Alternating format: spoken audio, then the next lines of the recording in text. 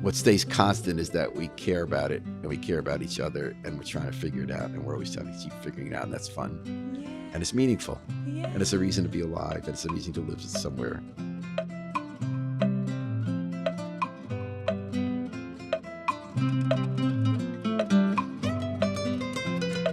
My name is Paul Bass. I've lived in New Haven since 1978. I've loved living here and never wanted to live anywhere else. I loved raising my family here. I've had the privilege of being a news reporter in New Haven all that time, and love getting to know the city and getting to know all different people in the city and their dreams. I'm currently with the New Haven Independent. I've been there since 2005. Nice. And what is it that you love about New Haven? What I love about New Haven, it's a place where everybody dreams, and we dream big. And it's been true since New Haven was founded. And some of the dreams weren't great. Some were, some worked, some don't. And New Haven is always changing, but what remains constant is that it's a city where you can be yourself. You don't have to conform, and you can still be a part of the conversation. You can be a part of change. Your dreams are heard, your dreams are tried. And I think that's what living is about. I think that's what community is about. And I hope my dream is that we're always a city where we continue to dream. So beautiful. You said there were dreams since the beginning of New Haven.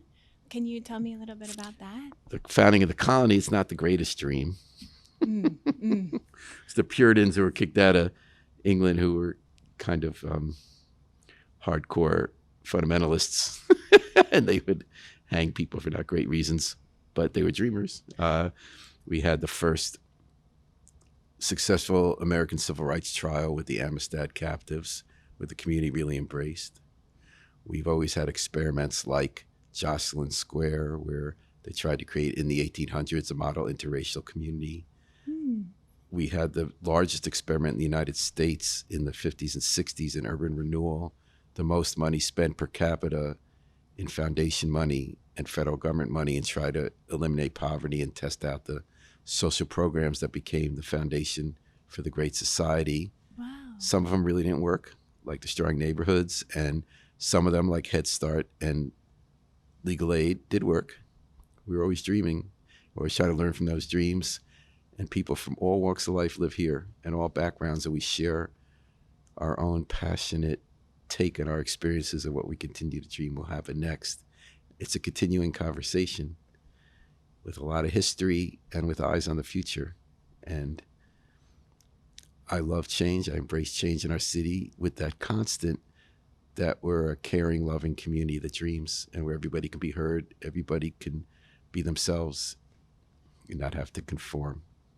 Yeah. My dream was just to be part of a great community and to do reporting that I believed in, which I've always gotten to do at different media outlets. We had a great alternative weekly in New Haven, the New Haven Independent, where I work, at WNHH Radio. It's real community, grassroots-driven, nonprofit journalism that was unique when it was founded in the United States. Now there's a lot of it,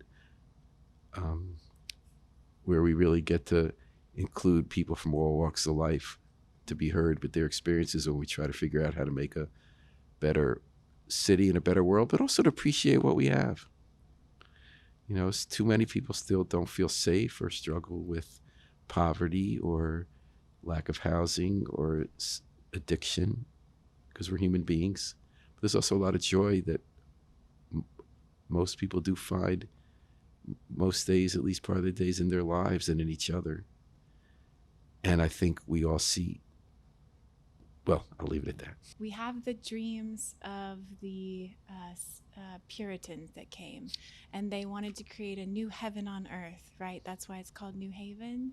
And the green was created to be 144,000 men. For when the resurrection comes. And right. Yeah. Right. So they were. We actually found on the day it was supposed to happen about 10 years ago, we went and found a few people there who were hoping it would happen. It didn't happen, but there are new dreams.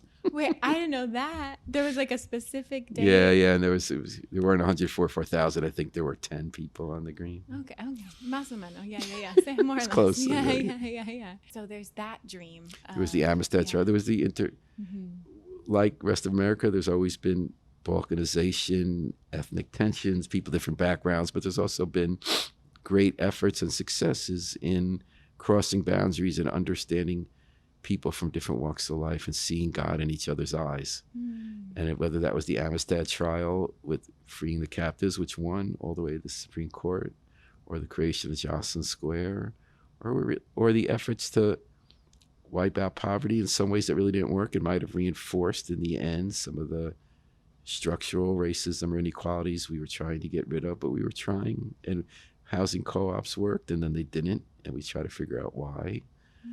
And I really think it's that quest that means so much to me, and it's a community I want to be a part of, and where people do hear each other and see each other if we're different. Yeah. That's the joy. There's joy in it. Yeah. Such joy in coming together. Or even like small things when the reason there were needle exchanges across America to try to reduce AIDS and save lives was because somebody in New Haven did it on his own with a team of people. And then Yale researchers gathered data and saw that it worked. They gave political cover to the mayor of New York and others to do needle exchanges. Wow. I didn't know that. Or all the failures and successes of urban renewal. It's all been worth trying and seeing how to get it right. Wow. And you found a community or a team of people in New Haven that you work with and think through these things? Yeah, there are 136,000 people now. That's the team. Yeah. Oh, that's so beautiful. Oh my goodness. Wow.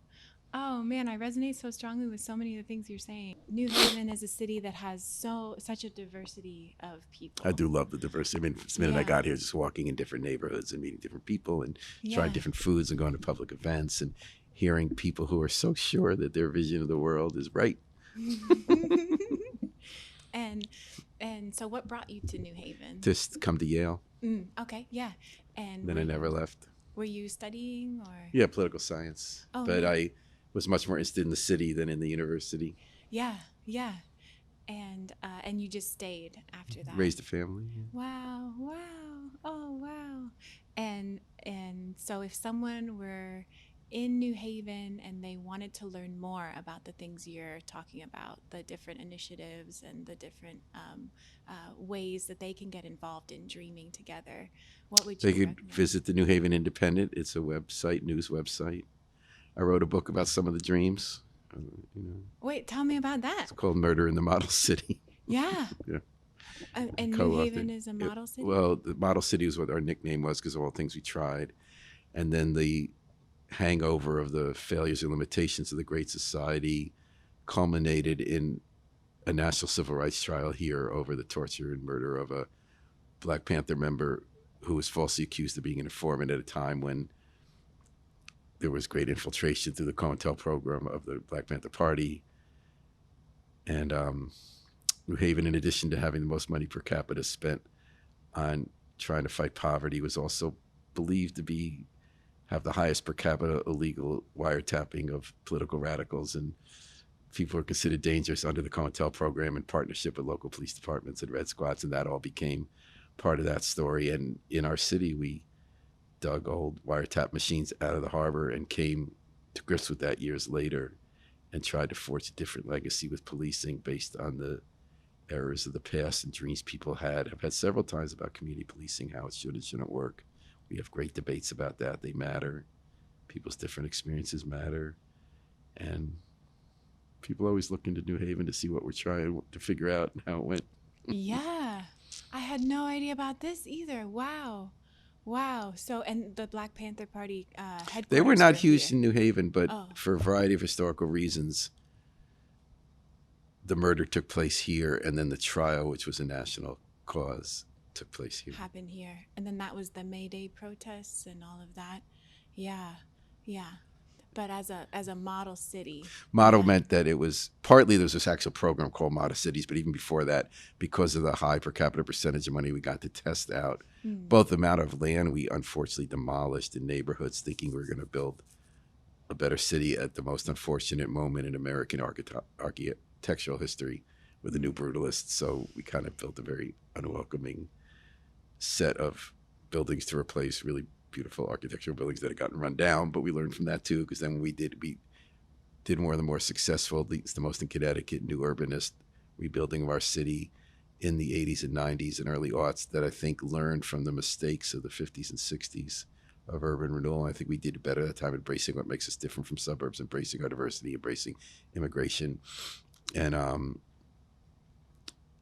forget what the question was, but that was Yeah, no, that's so many dreams, trying out the urban dream. planning. When you talk about laying out the green, was the first planned city in America with the 9 squares.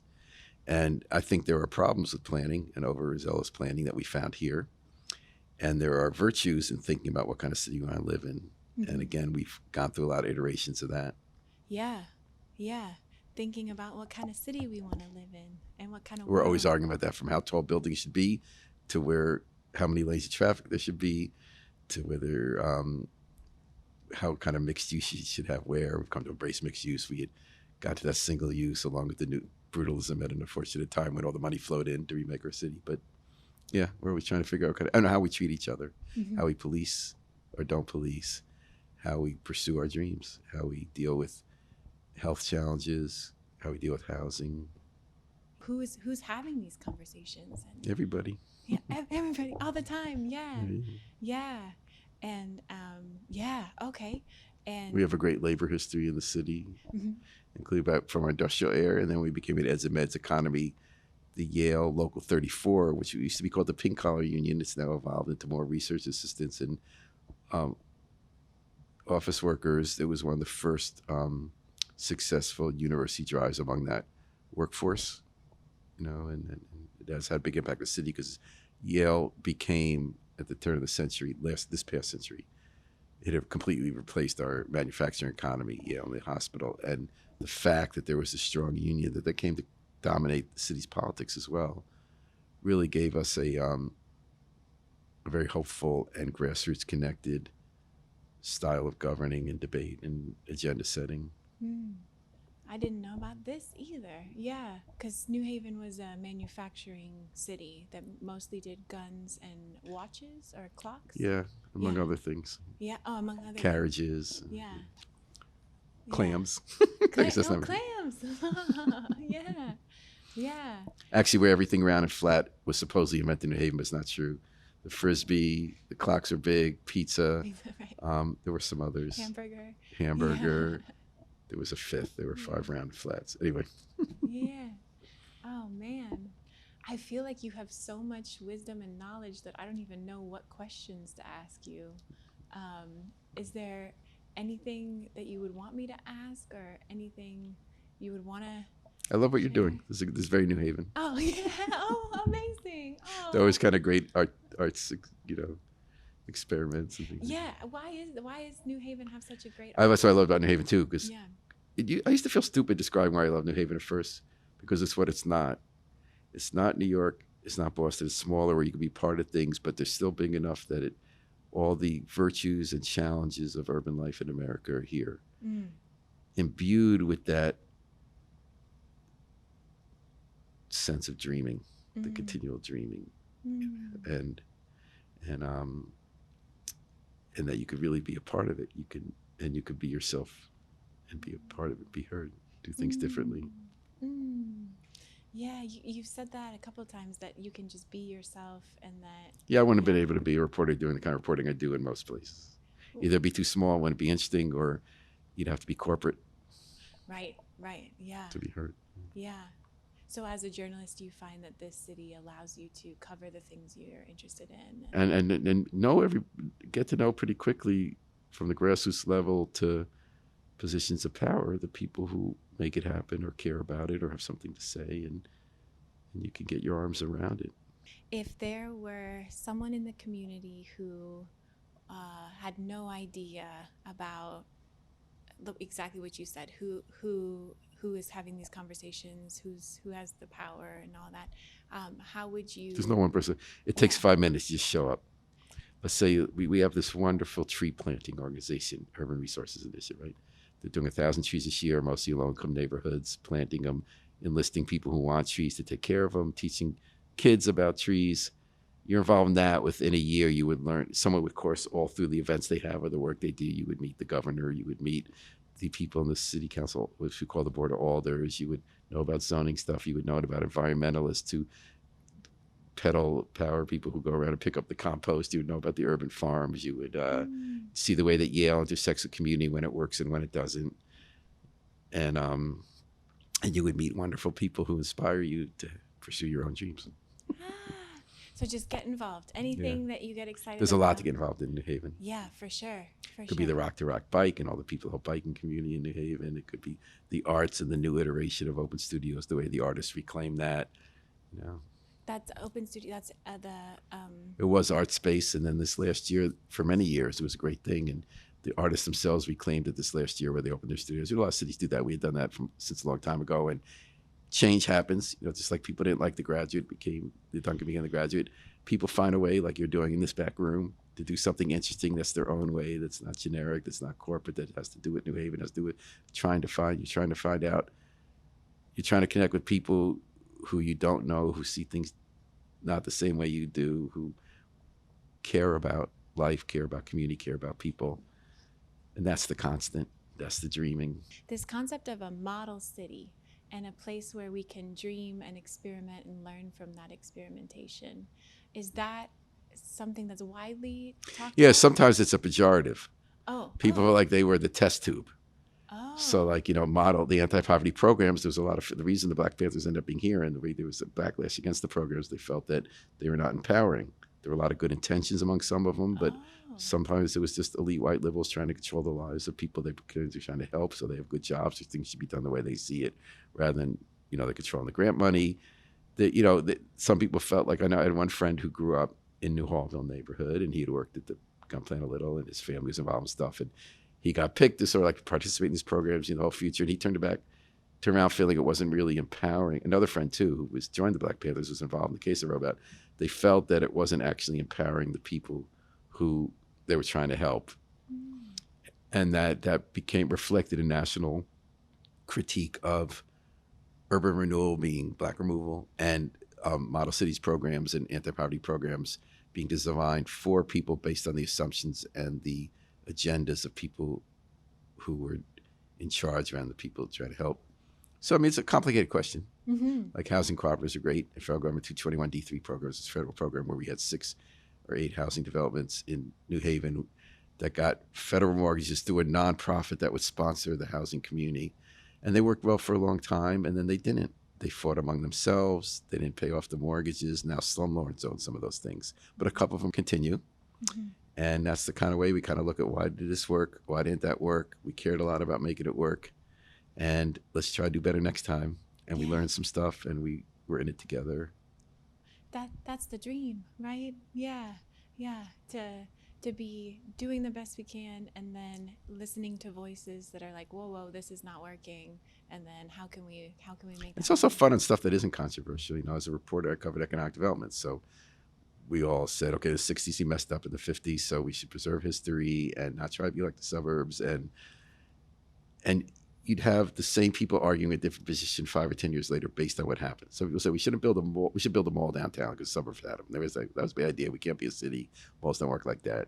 People go to cities for racism or other reasons. They just want to be there. They want to leave a city, go to a mall. We should have a city based on the people who live here and the different kinds of people. And people want to be in a city, whether it's arts or ethnic restaurants, whatever they like about a city, or just communal gatherings.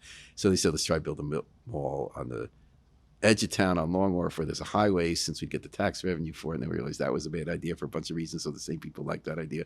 So they didn't like that idea. And somehow we stumbled through this great new urbanist downtown, which is the one place in Connecticut where people want to live in a city. No, it doesn't work great for families, but it works for young people, creative people, older people retiring, and they have a lot of years left in their life and they want it to be interesting. Some stuff didn't get knocked down. New Haven got beautifully rebuilt. But, you know, we, like a lot of most cities right now, we have an affordable housing crisis. We're trying to figure out how that works.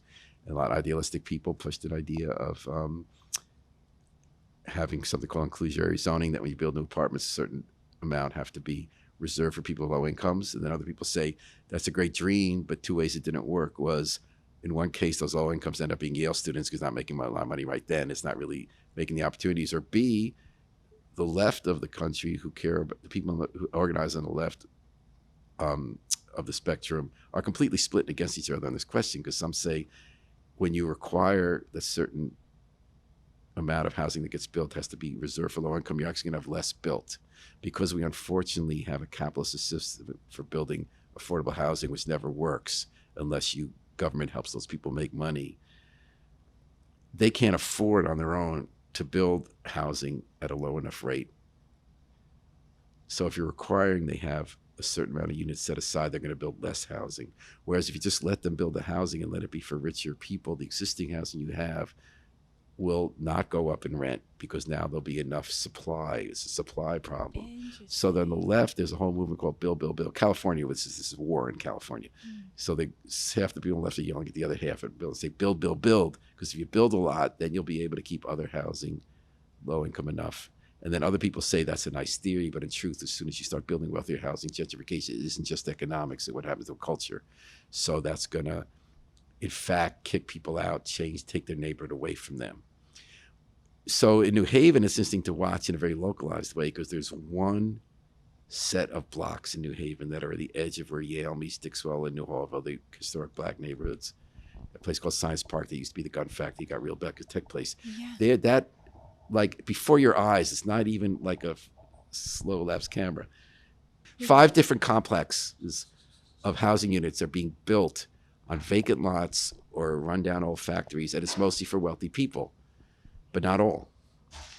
And everyone's watching to see what that's going to mean. So the dream was, how can you still get good jobs at that factory like we used to have? Although people see it through rosy tinted glasses. It wasn't like always clean work or good work in factories. But how do you get good jobs and get people to have so working class people can live and raise their families?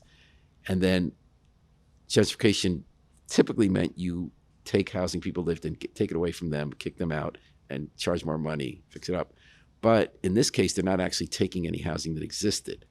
They're building on vacant spaces. And in one of the 5 places, there actually will be moderate income housing to low to moderate. In another case, towards that, well, they put in some affordable housing. We'll see if it's really affordable. What's going to happen to that intersection of 3 neighborhoods? Right. When the jobs that come in are partly tech jobs, will be the other kind of support jobs. We're actually going to get to see that national debate play out in reality. So what I love covering is I like hearing everybody's story, their skepticism. They believe very deeply in build, build, build or inclusionary zoning. After reporting for a long time, I know less and less, which is what's fun. Yeah. I don't know who's right. I love watching it. I care about the question. I love talking to Kay, who has the hair place, who feels she's leaving. I love talking to the person at the coffee shop who kind of likes it because of the people he thinks are bringing energy to that neighborhood, or the person I know renting there really cheap will not be able to rent there cheap. But we had a mini version of this when we thought we were going to have the big gentrification in the 80s, and everybody was worried. And there just weren't. We stayed poor, and the stuff that got built, the investors lost their money on, and it became working to middle class housing after the investors wrote off the investment.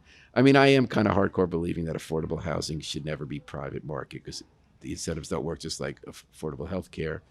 But that's just how I see it. You know, I always have my conclusions and guesses challenged and have to rethink based on what actually happens on the ground, along with the other mans. That's what's fun about being in one community where so many other people have followed those same questions, people I've argued with or written about or heard them argue with each other.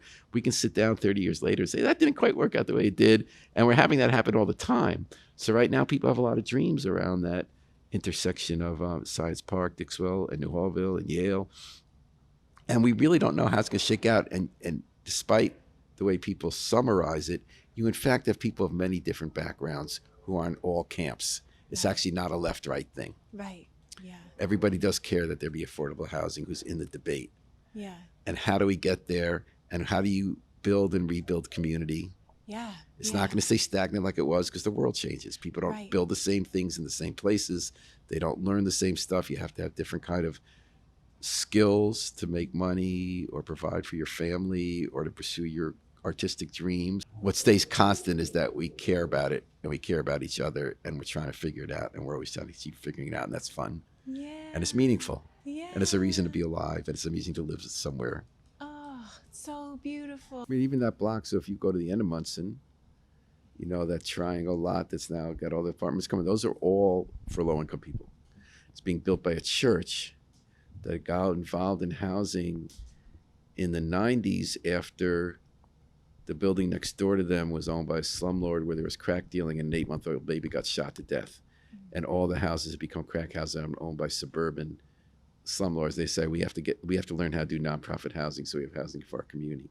So right there at that one end of Munson, you have hundreds of apartments being built by a community organization for people of modest means. Then you have the one you're talking about, which is investors that went through a series of investors, but they're building like a city that's for people privileged. And then directly across that, where it splits with Henry on another vacant lot, you're having a much more modest kind of middle class, working middle class bunch of houses being built, hundreds of units. Then right up the hill, 2 blocks in the middle of Science Park, which used to be the Winchester Gun Factory, you have two separate old factory decrepit buildings becoming mostly luxury apartments with some set aside for affordable on top of some that have already been built. So that's all within just a few blocks of each other. So I think you're seeing on display a lot of different approaches there. I don't think it's so simple. It's not literal gentrification. No one's getting kicked out. It is culturally some gentrification, maybe ground zero, the most gentrified spot in New Haven, depending how you define it. But then you look at what's happening with what the church building. It's a little more complicated. People there definitely don't feel like it's going to stay the same because it's not. It's not going to be what it was. So what about, will it still be a community? KU has the hair place that I'm probably going to leave. It's not people just hair braiding and hairstyles. That it's not going to be my people. It's not people who feel like they live here. That might be true. We'll see. Yeah, and there's an AME church over there that was one of the stops on the Underground Railroad. That's on Dixwell. Yeah, that's Varick. Yeah, so Varick has a good history. Yeah, so much history in that neighborhood. Yeah. So it's just fascinating to me how when you walk around the city, you don't even realize how many conversations are happening about, okay, what do we want to build here? And, you actually do find them in the Independent. We have a very robust, moderated comment section. There are like 5 stories a day about this stuff that people care a lot about. You see a lot of different kinds of voices featured. Yeah, that's why I like doing that. It's very engaged journalism, people engaged journalism, grassroots. That's amazing. That's amazing, and so rare these days. Grassroots, people engaged journalism at the New Haven Independent. Do you know the history of the New Haven Independent, or would you want to talk about it? I founded it in 2005. Amazing. Yeah. Wow. As a nonprofit. Yeah. What made you have that? I'd done journalism here for a lot of years. I was at a print paper we called the New Independent. It was for-profit in the 80s. I'd worked at an alternative weekly for 15 years called the New Haven Advocate. It was no longer exist, but it was a lot of fun. It was like the Village Voice, kind of wild. And then I was taking a year off to write that book. I didn't want to go back because a big corporation had bought the alt weekly, which no longer exists. I was looking what kind of model journalism could work, where you could go back, because they stopped. There used to be 5 media outlets covering local stuff, and now no one was going to the Board of Ed. Nobody was going to the zoning board. Nobody was going to community meetings. And because for-profit journalism didn't really work as a model anymore. And I thought maybe nonprofit would work, since NPR was getting a lot of money at the time, and would it work locally? So I just thought I'd experiment with it. And I got some money. I thought it would just be me, 1 article a day. And it turned out people really wanted this kind of journalism. And so we have a whole staff. We have an audition in the Valley. We have Rockland Valley. We have a radio station. And we got studied a lot because we were one of the first 2 in the country that was this new online only. We cut the costs of printing and try to engage readers more in real time to kind of keep you accountable as stories develop, and used multimedia tools. It was all new back then. There wasn't even YouTube yet. When YouTube happened, we started doing video. And now there are 400 something in the country, and a lot of money spent on these sites, a lot more money than we have. and we continue to publish. What a dream. Yeah, that was a dream. Yeah. The dream was of nonprofit, community focused and engaged local journalism. So. That's incredible. I'm in awe of you. I didn't know that. Oh man. Wow.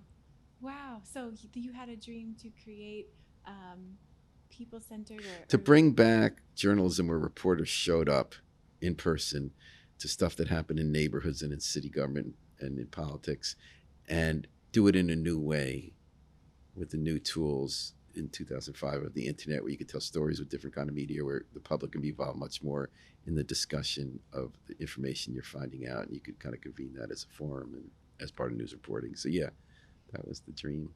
Wow. So I got to pursue that dream here. I probably wouldn't have been able to do that in another city. Wow. Wow. What is it about New Haven, I though? don't know. It was like small enough for some people to care about stuff, but big enough for lots going on. There wasn't a lot of we don't have a lot of money here compared to a lot of other places, but nonprofit money. I knew people, so I had a relationship. Some people would never give me a cent because of what we wrote, but other people cared about what happens in New Haven, the important role that information and civil civic debate can play. So you get to try out stuff in New Haven. Yeah. Oh, man. Wow. You don't get rich. Like we're not. It's a scrappy nonprofit, but it's fun. How can people support your? Oh, people donate, but, Yeah. But it's not necessary. No. We get philanthropic dollars. Well, but still, if someone's watching this, it's like, wow, what amazing work they're doing. How could they reach out to you? How could they? If they just read, it's good. They comment, tell stories. Wow, you're like a hero of mine. All these things you're talking about. The heroes have clay feet. Okay. That is just, but there's a whole organization in New Haven that has been witness to so much of what's happening around it, and writing about it and sharing about it and opening up dialogue in the community. Studied politics, and I was already being a reporter. I knew I was a reporter since I was a kid. Since you were a kid? Yeah. What do you mean by that? I wanted to be a news reporter, and I worked school papers. I worked a local paper. Yeah. When I was at Yale, I worked at local papers. Yeah, just fascinated by. I just like being a reporter. And what does a reporter mean to you? I like finding out about stuff I didn't know and connecting with people who I otherwise might not connect with, and trying to learn about issues and see how cities develop. And I love writing. I love connecting with people through writing. And I'm kind of a shy person, so I kind of a notebook's a little bit of a visa, a passport where you get to go talk to them and they open up to you. And Are there any stories that you covered that really stand out, or? It's more the doing it over time. There's one I cared a lot about in the 90s. Some woman handed me off this document, and it was an FBI report about how this guy got sent to prison basically for life, for committing a double murder of a city alderman and his lover, shot dead in their bed at 4 a.m. in the Hill. And the FBI concluded that a crooked cop had set up, working for a mob drug dealer, had set up this guy as the person and arrested him for committing the murder. He actually didn't do it, but that he owed money to this drug dealer. So this was the way they were getting him. And I got to meet him in prison. I got the FBI report. I knew the cop who was on the run for other reasons. I spoke to him. I did an article about it. That really, I thought, opened up a window into how the drug world worked racially in New Haven. And times were different then, about willingness of authorities to revisit bad cases. I knew the state prosecutor who wouldn't free the guy based on what the FBI learned, because he said you still had he knew the cop had a cocaine problem and was compromised, but he didn't. Nowadays, if this came out, it'd be all over in a minute. This took 18 years, where then after I wrote the article, Yale law students got involved to represent him, did all these state appeals that got denied, but then they eventually got him freed after 18 years, and he's rebuilt his life a lot. And this is the 90s, so this is before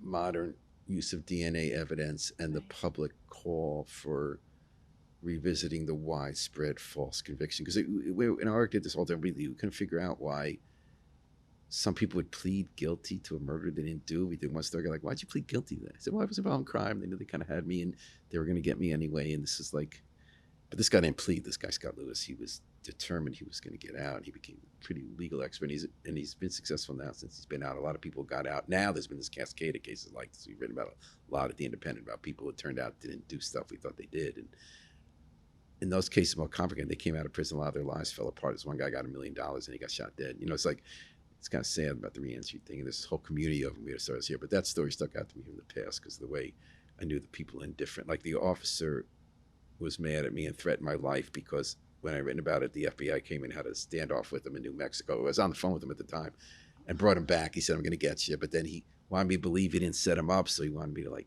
help him out with something because he got off, of course. And And I just like getting to know people at all these different levels of society. And then, but it's more like I'm interested every day, and like I go around town and see stories about how an institution developed, how people's careers developed, how issues got played out, and rethinking them. It's more, there's not one story that sticks out as much as loving to be part of the city and part of the conversation.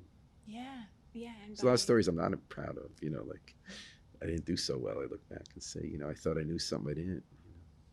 uh, but being part of the Right. It's conversation. not. I'm not some super reporter or anything. I'm not like. Well, I think you No, are. you don't. You don't know. You don't read my stories. I'm not a particularly great reporter, but I just show up. And like in New Haven, you can show up, you be yourself. People talk to you. You try to figure it out. You do your best. Some days you fall down. You pick yourself back up, Yeah. and that's okay. Yeah, yeah, and in that situation, if you hadn't written that article, maybe That the made a difference. you made a But other things, huge other times I got difference. things wrong. Yeah, well, we're Yeah, yeah. human. It had Yeah, consequences. yeah, yeah. Oh man, so beautiful, and and you get to see the city, and like just in that article, you learn so much about underlying systems. I've gotten to work with really wonderful people, Yeah. like truly wonderful people. Even because a year and a half ago, I stopped being the editor. I'm just sort of the executive director of the nonprofit because we have a radio station and an arts project and stuff that we do. But I had to fill in again as the editor for 3 months because the editor had become a dad, and I got to meet with this work every day with this new group of people who were 22 to 25, and it was so exciting because I learned so much. Besides learning about a lot of great new music I didn't know existed, it was just doing stories with them through new eyes of smart, wonderful, caring people because they New Haven, they just grow like topsy here, and that was just so exciting. That's the fun part of the job. You see things through fresh eyes all the time. Yeah, yeah. To continuously see things through fresh eyes. Wow, what a lens. And less as the older you get. I was sure so many things when I was younger, and I'm not sure anything anymore. Pretty sure I know nothing. Yeah, yeah, yeah. Well, we have another one in Naugatuck Valley, Okay, nice. and we have a community radio station that's bilingual. We're in an office with a Spanish language paper called La Voz Hispana, Ah, and like the publisher of that is the board chair of our nonprofit, and we run the radio station together.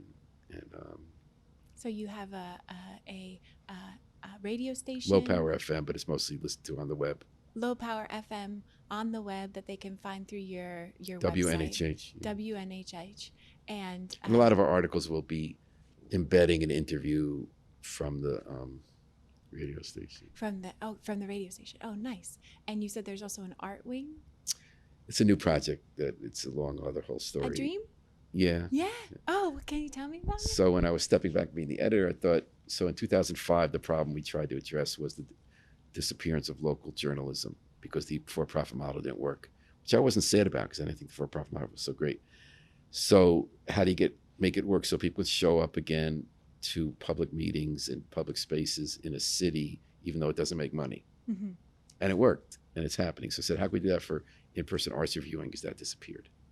So I got money to test out, trying to seed a network of in-person art reviewers in different cities. And how can you build an audience for that and have it be sustainable? I have 3 years of money. We're in our first year. We call it the Independent Review Crew. Because in New Haven, at the Independent, starting 12 years ago, we started doing at least one art story a day where we show up somewhere and saying, this matters, this gallery show, this concert.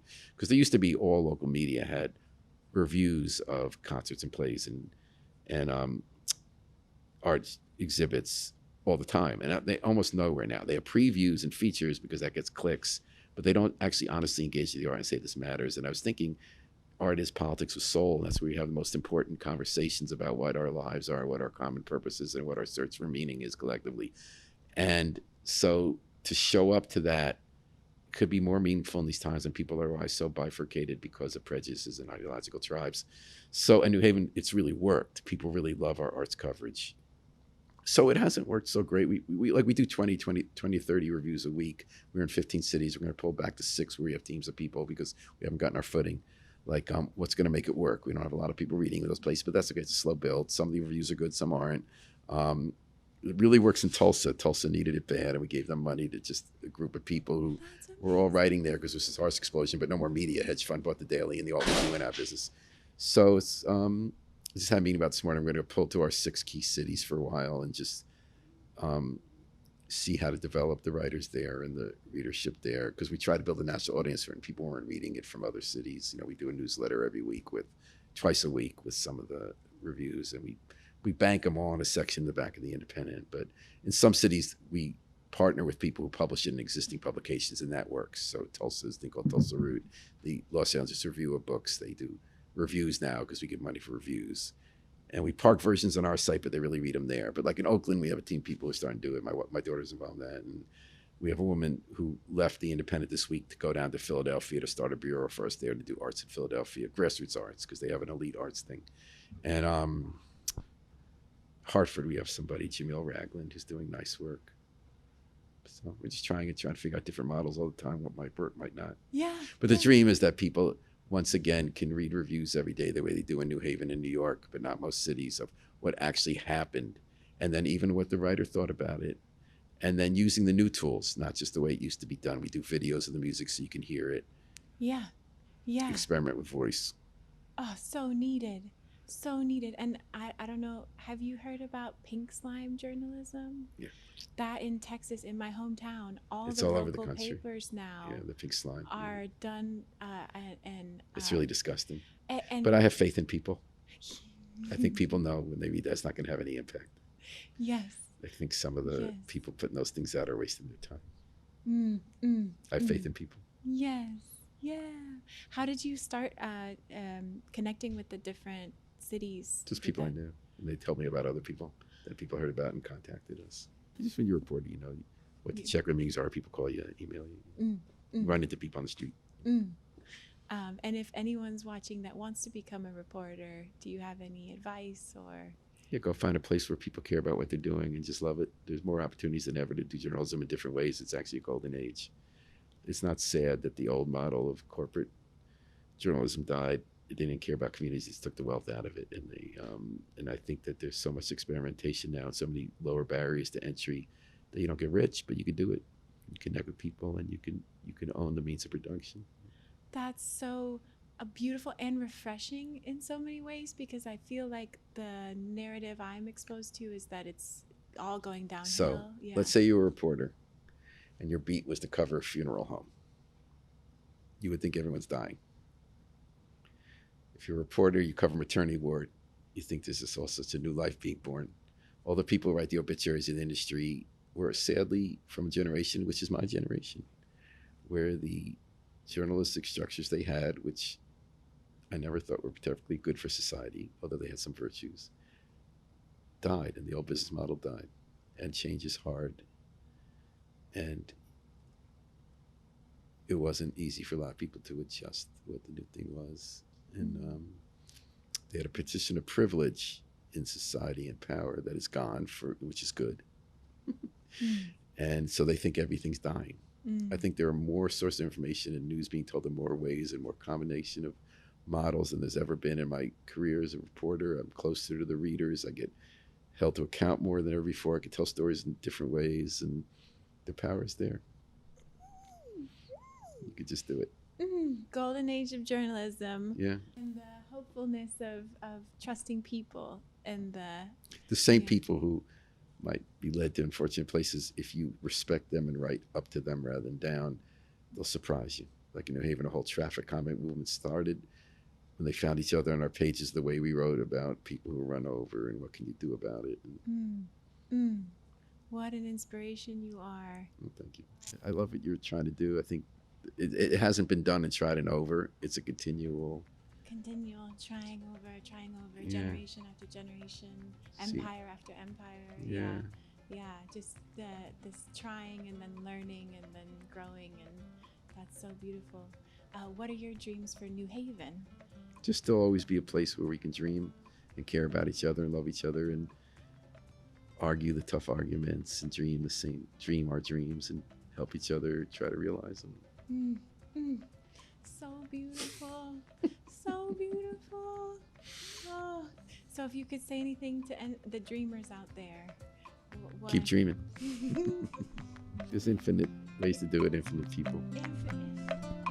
Infinite.